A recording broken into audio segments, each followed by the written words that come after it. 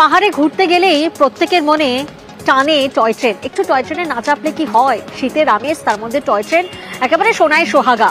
আপনাদের একটা সুখবর দিই, একেবারে দীর্ঘ 4 মাস কাটিয়ে শুরু হলো টয় ট্রেন পরিষেবা। কারণ আমরা জানি যে কোথাও না কোথাও একটা ভয় হচ্ছিল যে হেরিটেজ তকমা কি চলে যেতে পারে। মুখ্যমন্ত্রী মমতা বন্দ্যোপাধ্যায় তিনি আশঙ্কা প্রকাশ করেন, আর সেই আশঙ্কার পরেই তড়িঘড়ি চালু হয় টয় ট্রেন। 4.5 মাস পর আজ থেকে চালু হলো এনজেপি দার্জিলিং টয় ট্রেন পরিষেবা। পার্থ এই মুহূর্তে আমাদের সঙ্গে রয়েছেন।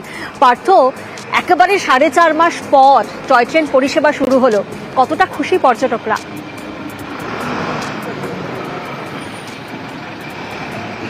একবারে তাই। দেখো, দীর্ঘদিনের একটা প্রতীক্ষার জন্য অবসান হলে, বিশেষ করে পর্যটন মহলে। আমাদের দেশের পর্যটক বা রাজ্যের পর্যটক তো বটেই, বিদেশি পর্যটকরাও কিন্তু মুখিয়ে থাকে টয় ট্রেনে চেপে শিলিগুড়ির থেকে চড়াই উতরাই পথ ধরে পৌঁছবে শৈলশহর দার্জিলিংয়ে। অবশেষে সেই স্বপ্ন আজ বাস্তবায়িত হলো প্রায় 4.5 মাস বাদে। আবারও ধস সারিয়ে ট্র্যাক আবার পুরনো ছন্দে ফেরায় টয় ট্রেনের পরিষেবা কিন্তু চালু করলো। এবং আগামীতে যেহেতু ভরা পর্যটন মরশুম, সেই পর্যটন মরশুমের কথা মাথায় রেখে বেশ কিছু নতুন পরিষেবা চালুরও কিন্তু ভাবনা নিয়েছে দার্জিলিং হিমালয়ান রেলওয়ে কর্তৃপক্ষ।